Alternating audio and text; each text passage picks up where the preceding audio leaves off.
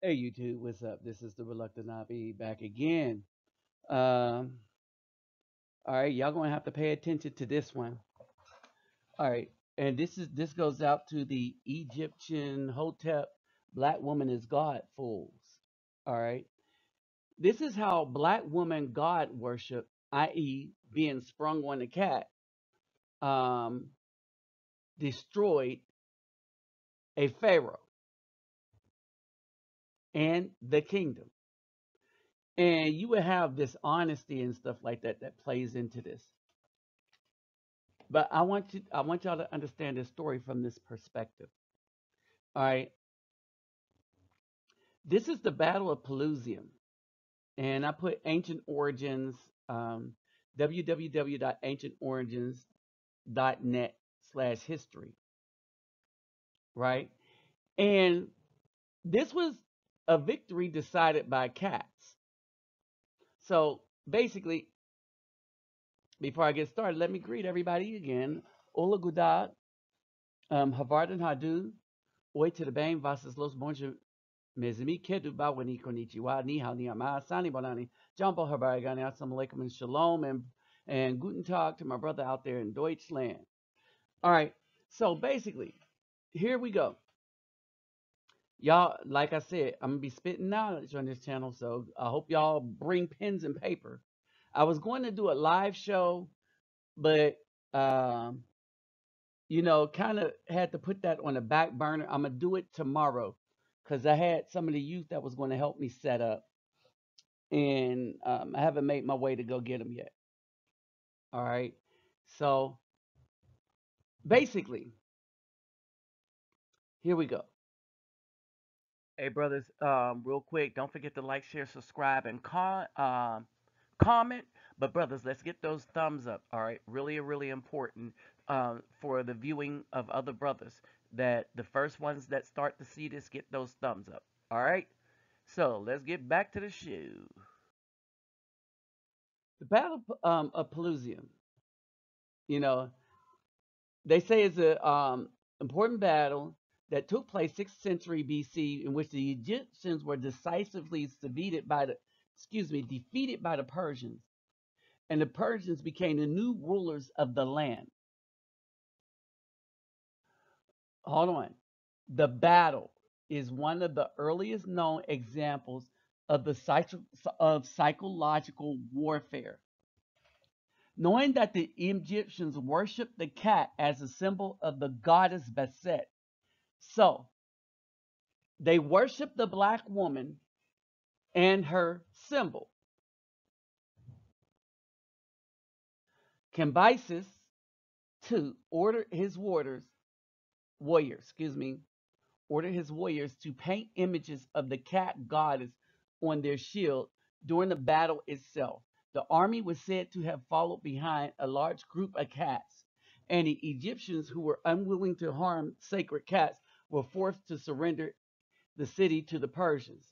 All right, it was worse than this. This is one account. So this is that black woman is God thing. This is what it gets you. It gets your community destroyed, literally speaking here. All right. Another account of it is cats were. This was according to Herodotus, right? Cats were popular in ancient Egypt and closely associated with the god Bastet, also known as Bast, who appears in Egyptian art with the body of a woman and the head of a cat, or as sitting in a cat regal pose. She was the goddess of the home, domestically, women's secrets, women's secrets, cats, virility, childbirth. She protected a house and household from evil spirits and disease, especially diseases affecting women and children, and also played a role in one's afterlife. From pyramid texts onward, Bastet has devil aspects of nurturing mother and terrifying avenger.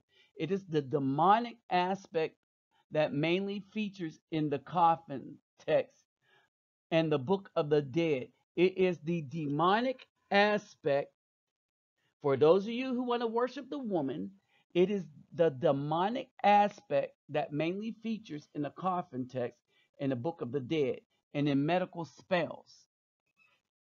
The slaughterers of Beset were said to inflict plague and other disasters on humanity. All right.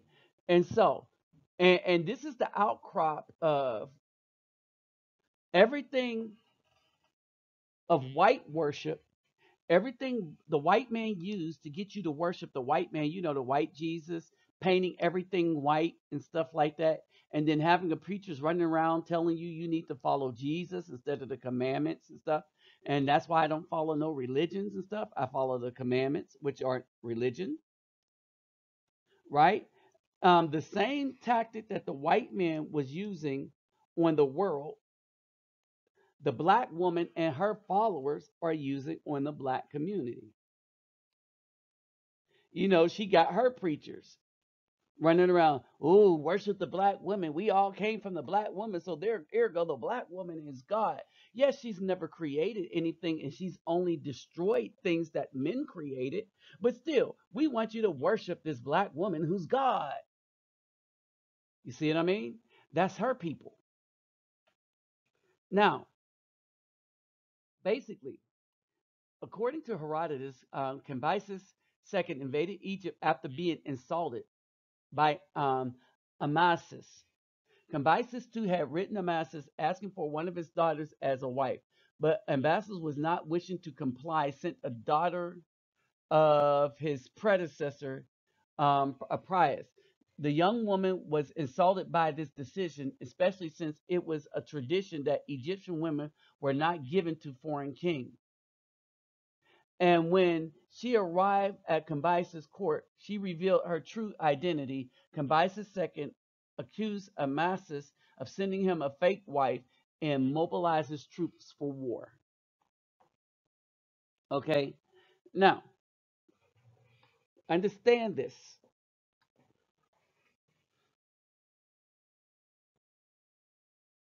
There is another account that he sent the daughter's handmaiden, or he sent a concubine. In any case, he did not send the daughter. And what happened, the other thing that happened is that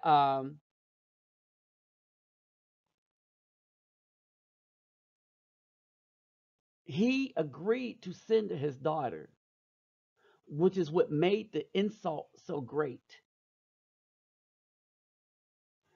All right. And so this started this.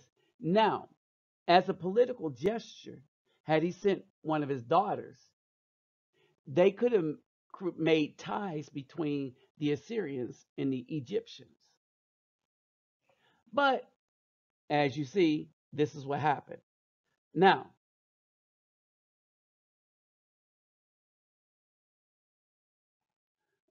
here's the thing. This is assuming that Herodotus is correct. Between the insult and the battle, Amasis died and left the country in the hands of his son, Semitic the Third, also known as Semiticus. Semitic the Third was a young man who had lived largely in the shadow of his family, great accomplishments, and hardly equipped to fend a hostile force. Then word of the Persian mobilization reached him. However, he did his best to mount a defense and prepare for battle. Now, on another account, that the Egyptian defenses were fortified, right? So this is another account of this. Egyptian defenses were fortified, all right? And basically, it would have been a hard battle to win, all right? He was counting on assistance of the Greek who deserted him and was without military counsel, Fangs and Halkarius, whatever, his father's advisor, who allegedly gone over to the Persian side. All right. Semitic third was therefore left on his own to handle the crisis. Semitic fortified his position at Pelusium near the north of the Nile and um, awaited the Persian attack while simultaneously preparing his capital of Memphis to withstand a siege. The fortress of the Pelusium was strong and well provisioned and was the capital. The young pharaoh, who had only ruled 6 months at the time, must have felt confident he could repel any attack. With Semitic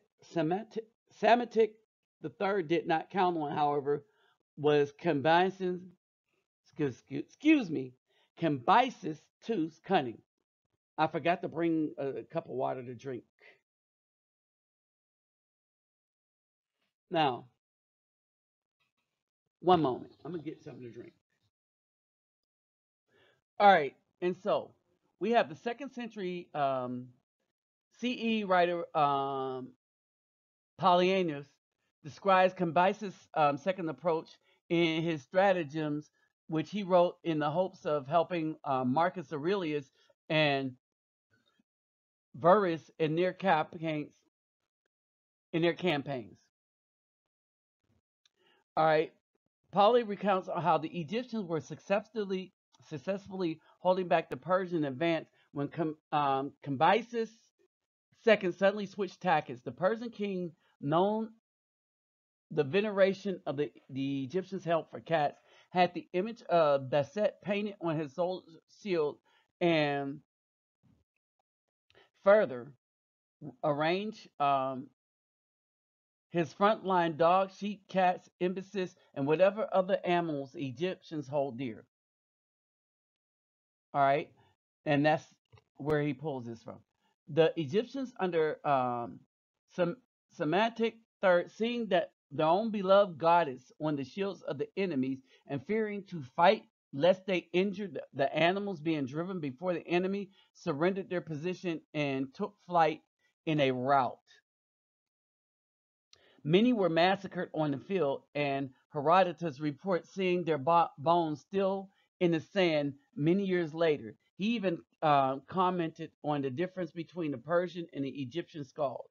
The Egyptians not killed at Pelusium fled to the safety of Memphis with the Persian army in pursuit. Memphis was besieged and fell after a relatively short interval. All right. Semantic third was taken prisoner and was treated fairly well by Cambyses second until he tried to raise a revolt and was executed. So, what's the point in all of this? That every time we get into woman worship, that worship, one, causes a weakened mentality in the men. I mean, weakened mentality in the men, where the worship of the woman supersedes the value and the good of the community as a whole.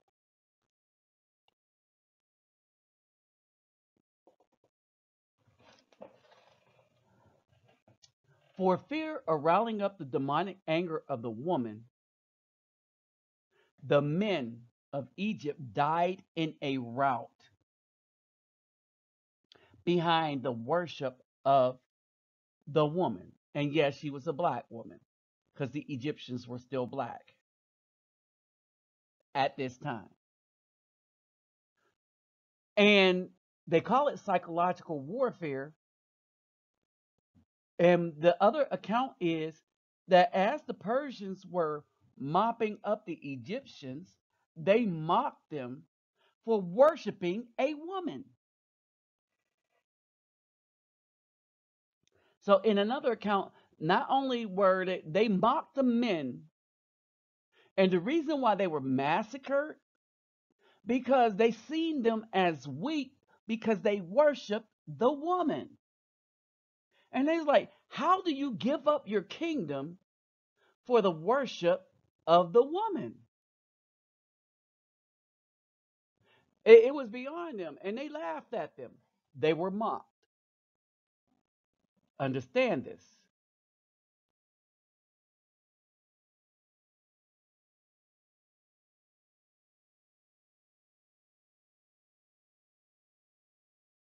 Now, in saying this, and this also goes out to these Hotep people, there you see that there you see when the worship of the woman ends up getting your kingdom destroyed. But look at what the men built as tribute.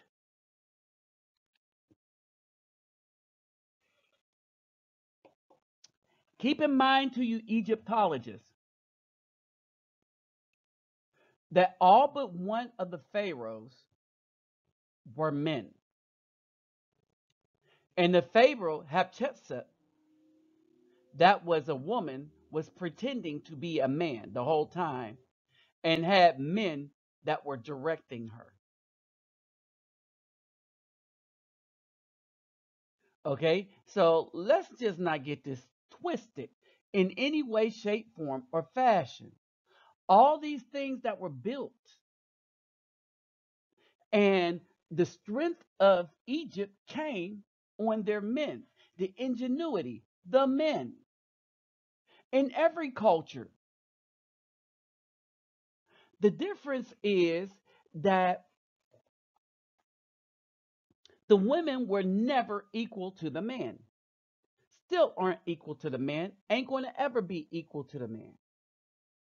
In the army, there's a physical fitness test and the standard sheet in which the man has to meet and the woman has to meet. Some things would surprise you. Okay, so for you feminists out there that think things are so fair, right? Here is the minimum component, all right, for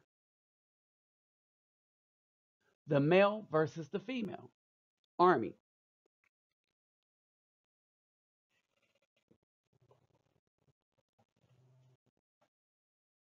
The run time, the 2 mile run, the male,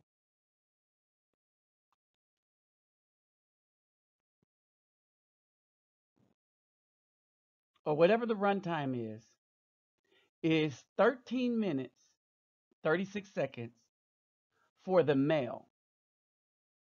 For the female, is 16 minutes. Sit ups, that's the only thing that's close. So the woman almost get 3 more minutes to run the same distance for the minimum component requirement. All right, the male 42 sit-ups, female 38. The male has to do 4 more than hers to get the same. Push-ups is ridiculous. The push-up, and I'm reading the lowest thing, 18 for females, the 30-year-old, 33 for the males, minimum.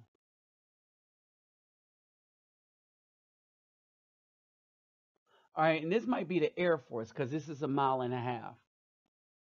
So they get to run a mile and a half, right? For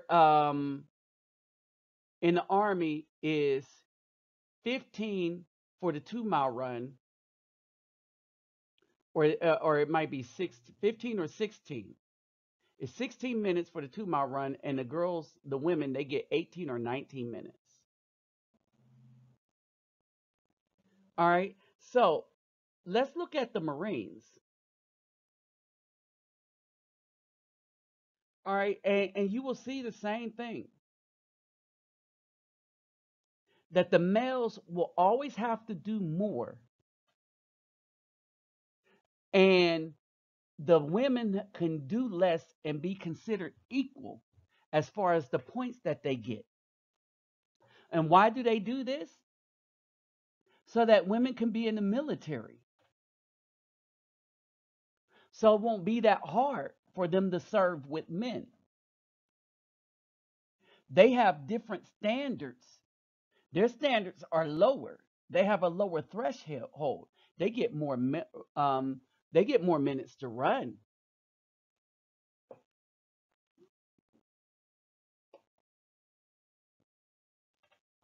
Army physical fitness test. All right. So what we have here is we have passing, and then we have the maximum. All right. So in push-ups, the men have to do 42 to pass. The women have to do 19. In the army, the only thing that's equal is sit-ups, is because women have extra muscles that should allow them to do is the same amount of sit-ups as the men. So because of the birth thing, they have extra stomach muscles. So sit-ups are actually easier for women than they are for men, or should be. There's this little chair thing that women can do that men cannot because men don't have that muscle. All right. But then if you look at the run for the minimum, right? Think about this. The men's minimum in the 2 mile run almost matches the female's maximum. Wait a minute, look at the push-ups. The minimum push-ups for a man 17 to 21, the minimum push-ups he need to just pass equal the maximum push-ups for a female. So the say a man does 42 push-ups, he passes, he barely does the minimum for the PT test. Say a woman does 42 push-ups, she gets 100 points. Hold on. Both did 42 push-ups. The difference is that the man only gets 60 points for promotion, whereas the woman gets 100 points for promotion. She don't actually get 100 points, but she basically, if she maxes in her thing by doing the male minimum, she will get the full amount of points that you can get for PT for promotion. Oh, and that's a heavy chunk of the promotion thing.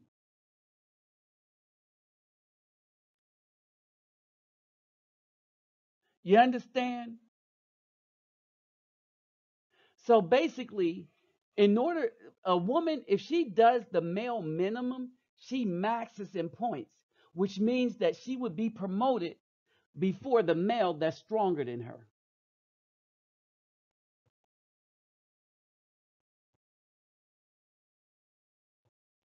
You see what I'm saying? Because in order for him to get the 100 points, he has to do 71. He has to do way more than she can do. It's the same way in the Marines. These are the numbers. These are the other one was the Air Force. They only run a mile and a half. This is a 2 mile run. So 1854, she gets 19 minutes.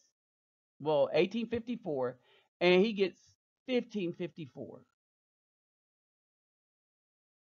She gets 3 more minutes than he does.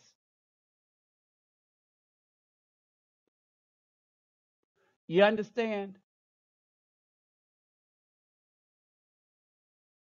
And that's what's supposed to be fair.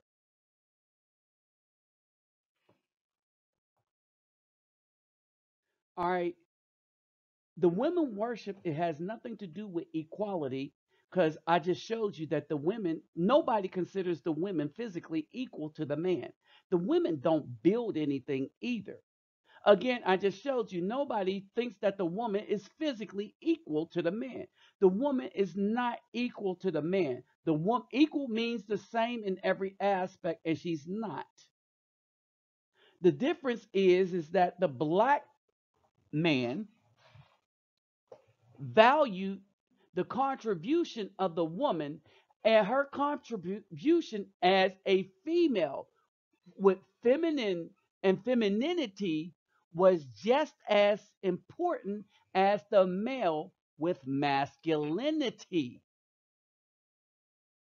See, so there's a difference between considering something equal or considering something equally important. A dyke will never be equal to me as far as strength. But if you choose that way, go the LGBT way, then not only will you never ever be equal to a male, but then you have squandered your value as a woman. So now not only do we say, well, you're not equal to us, but also you have no value to us. There's no reason for us to build for you, provide for you, protect you, because you want to be one of us. And it really sucks for the women that talk to that kind of woman. Because now you looking for the protection of the men, because she's looking for the protection of the men, but she want to maintain that lifestyle because the Europeans under which we live, this system lives, allows that for her. Right? Because they created this system specifically to watch the women tear the community up by promoting them out front. And me, I'm just started trying to establish the natural order of things. No woman runs me. I do what I want to do because one, I think it might be fun, or the other reason I do it is because it's the right thing to do. It's not the right thing to take care of a woman that has another man. It's not the right thing to take care of a woman that ain't bringing you nothing to the table. Why you want to look after them? Why you want to have fun with them? Right? Because they'll use your resources like that. Right? That belief in woman worship here destroyed Egypt, and they got overrun by the Assyrians. See, while men create all this stuff, the Valley of the Kings and stuff, trial and error and junk, all right, women want to come and take their glory. You've heard it? We are the builders. You should ask, well, what did you build?